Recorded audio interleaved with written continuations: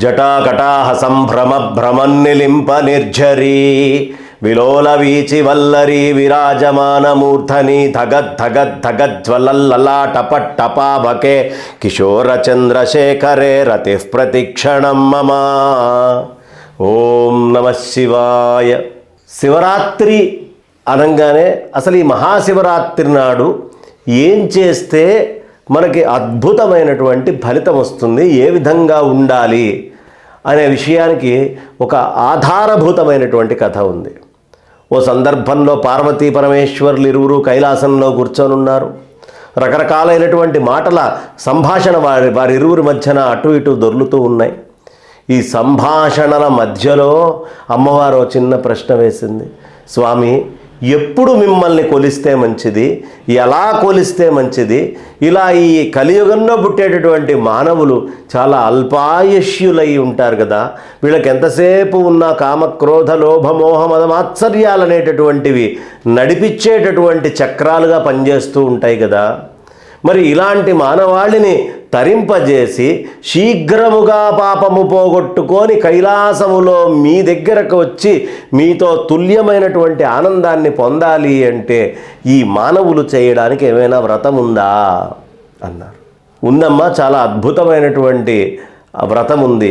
దీన్నే మహాచతుర్దశి వ్రతము అని కూడా అంటారు. అదేమిటండి మహాచతుర్దశి వ్రతం అంటే? అవును, దాన్ని పిలిచేది మహాచతుర్దశి అని కూడా పిలుస్తారు మహాశివరాత్రిని. ఈ మహాచతుర్దశి వ్రతం అని ఒకటి ఉంది. ఈ శివరాత్రి వ్రతము అంటారు దాన్ని. ఇది రాత్రి వ్రతము. దీన్ని ఎలా ఆచరించాలి అనేది ఒక చిన్న కథ చెప్తా పార్వతి.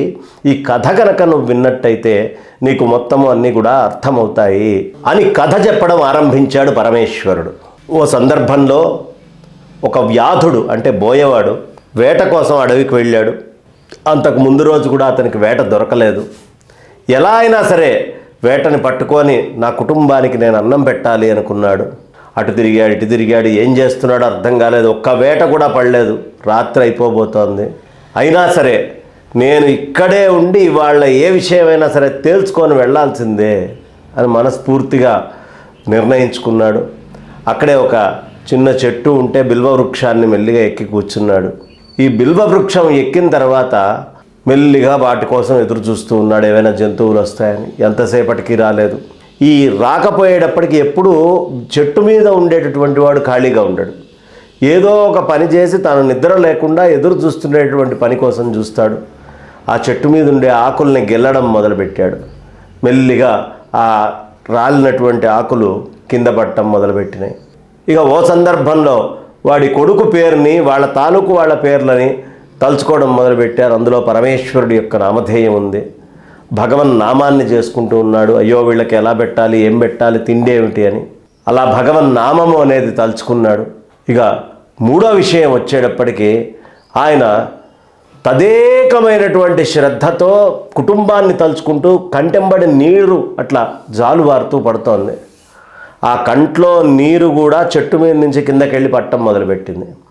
అయితే ఈ బిల్వపత్రాలు పడే చోట, ఆ కంట్లోంచి నీళ్లు పడేటటువంటి చోట ఒక శివలింగం ఉంది. ఆ శివలింగం మీదకి ఈ కంట్లోంచి పడేటటువంటి నీరు ధారగా వెళ్ళి పడుతోంది. ఈ బిల్వపత్రాలన్నీ కూడా మెల్లిగా వెళ్ళి ఆ వాయుర్లింగం మీద పట్టడం మొదలుపెట్టినాయి. ఇక పిల్లల్ని తలుచుకుంటున్నటువంటి శివ అనేటటువంటి పేర్లు ఏదైతే శివనామస్మరణ ఉందో అది కూడా అతనికి పూర్ణ సహకారిగా మారింది. ఇంతలో ఒక జాము గడిచింది. వేట కోసం ఎదురు చూస్తున్నాడు. అనుకోకుండా అటు మీదుగా ఓ జింక వచ్చింది. జింకని ఎలా అయినా సరే చంపాలి అని బాణం తీసి పెట్టుకున్నాడు. ఆ బాణం అంతా సంసిద్ధం చేశాడు. కానీ ఇంతలో ఆశ్చర్యకరంగా ఆ జింక మానవ భాషలో మాట్లాడటం మొదలుపెట్టింది. ఇది ఎక్కడ విడ్డూరం, నేను ఎప్పుడూ వినలేదే, ఇలా మానవ భాషలో మాట్లాడుతుందా అని ఆ జింక చెప్పడం మొదలుపెట్టింది. నాయనా, నువ్వు చంపకూడదు, నీకు చంపడానికి హక్కు లేదు.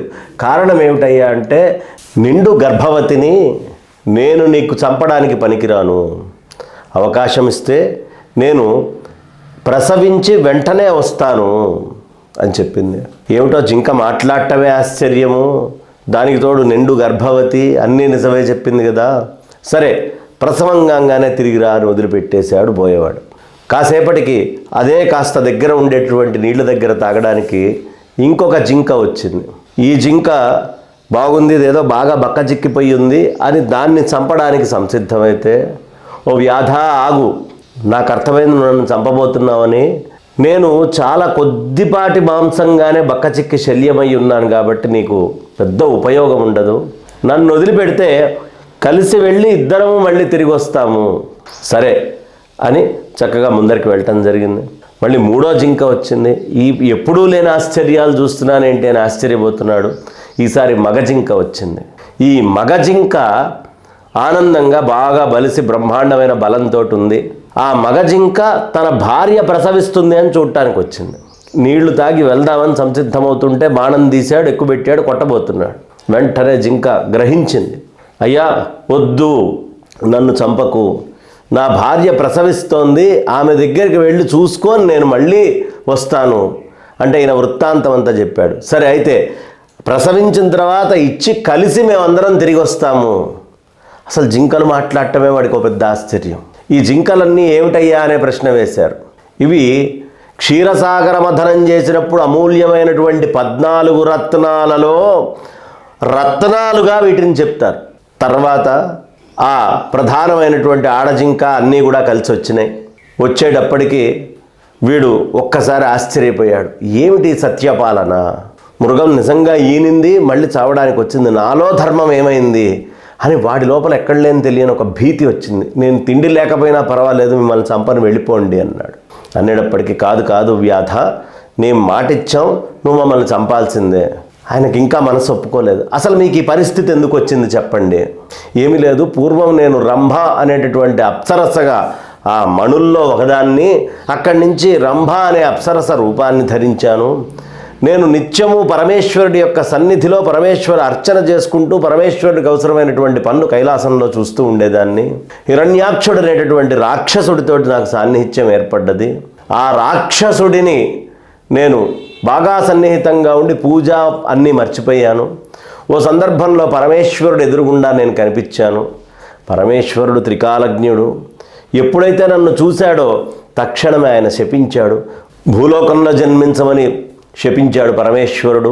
ఆ శాపం కారణంగా మేము ఇక్కడికి రావటము, ఇంత చక్కగా నీ చేతిలో మరణించేటువంటిది రావటం తట్టుకోలేకపోయాడు. సరే అయినా ఆహారంగా తీసుకెళ్తాను మాటిచ్చాడు కాబట్టి, వాళ్ళు చెప్పినటువంటి కథలో ముక్తి ఈయన నుంచే ఉంది అని చెప్పారు కాబట్టి అతను వధించాడు, వెళ్ళిపోయాడు. ఆ రాత్రంతా భోజనం లేదు, ఆ రాత్రంతా నిద్ర లేదు, ఆ రాత్రంతా జింకల కోసం ఎదురు చూస్తున్నాడు. పిల్లల యొక్క పేర్లు చెప్తున్నాడు, బిల్వపత్రాలని తెంచి శివలింగం మీద వేస్తూ ఉన్నాడు. ఇలా శివనామం చెబుతూ శివలింగం మీద వేస్తూ కన్నీరుతోటి అభిషేకం చేశాడు. ఇదేది అతనికి తెలియకుండా చేశాడు. మరణించినప్పుడు ఒక్కసారిగా యమదూతలు వెళ్తుంటే శివదూతలు వచ్చి వారించి వాడిని తీసుకెళ్తామన్నారు. ఏమిటయ్యా తీసుకెళ్ళటానికి గల కారణం అంటే, వీడు చతుర్దశి దివసాన మహాశివరాత్రి రోజున మొత్తము నిద్రపోకుండా పూర్తిగా నన్ను అర్చించి 4 జాములలోనూ పూజ చేయాల్సినప్పుడల్లా ఈ బిల్వపత్రాలన్నీ నా మీద వేస్తూ వాడు అక్కడే కూర్చున్నాడు. ఇంతకంటే పుణ్యం ఇంకేముంటుంది, అసలు వీడికి మళ్ళీ ఈ శరీరంతో భూమి మీద రాకుండా కైలాసంలో ఉండడానికి యోగ్యుడైన వాడు అని తీసుకొని వెళ్ళిపోయారు. ఈ కథ చెప్పి ఇలా పూజ చేయాలి అని చెప్పారు. అందుకని 4 జాములుగా స్వామిని అర్చించాలి శివరాత్రికి. మొదటి జాములో అద్భుతమైనటువంటి ఆ ఆవు పాలు తీసుకొని వచ్చి స్వామికి అభిషేకం చేయండి అన్నారు. ఆవు పాలతోటి అభిషేకం చేసినప్పుడు పద్మాలను తీసుకొని వచ్చి స్వామివారికి పెట్టాలి మొదటి జాములో. ఈ పద్మాలతో పాటు అద్భుతమైనటువంటి ఆ పెసరపప్పు బియ్యము కలిపి పులగంగా ఉండి నైవేద్యం పెట్టండి మొదటి జాములో స్వామివారికి. ఋగ్వేద మంత్ర పఠనం చేయండి మొదటి జాములో అన్నారు. ఇక రెండో యామం వచ్చేటప్పటికీ అద్భుతమైనటువంటి ఆ బిల్వపత్రాలన్నింటినీ సమకూర్చుకొని ఆవు పెరుగుతోటి అభిషేకం చేస్తూ ఈ బిల్వపత్రాలని తీసుకొని వెళ్ళి పెట్టి ఈ బిల్వపత్రాలతో పాటు పాయసాన్ని వండి పెట్టి పాయసం స్వామివారికి నివేదన చెయ్యాలి. ఈ పాయసాన్ని నివేదన కనుక మనం చేసినట్లయితే, అప్పుడు మనం యజుర్వేద మంత్రాలని కనుక పఠించినట్లయితే స్వామి పరిపూర్ణమైనటువంటి తృప్త స్థితికి చేరతాడు అని చెప్పారు.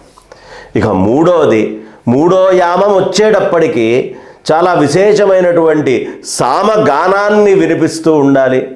ఈ సామగానముతో పాటు మనం తులసీ దళాలని తీసుకొని ఆ తులసీ దళాలతోటి పూర్తిగా స్వామివారిని అర్చించాలి. బిల్వపత్రాలను తీసుకొని ఆ స్వామివారిని మొదటి జాములో అర్చిస్తే, 2 పద్మాలతో అర్చిస్తే, రెండో దాంట్లో వచ్చేటప్పటికి నీలోత్పలాలను తీసుకుంటే, ఇప్పుడు పూర్ణమైనటువంటి ఈ అద్భుతమైనటువంటి తులసిని తీసుకొని స్వామికి సమర్పించాలి. తులసిని సమర్పిస్తూనే స్వామివారికి ఆవు నేతితోటి అభిషేకం చేయాలి 3వ సందర్భంలో 3వ యామమునందు. ఇలా ఎవరు అర్చన చేస్తారో 3వ యామంలో పరమేశ్వరుడు పరిపూర్ణమైనటువంటి సంతుష్టుడవుతాడు.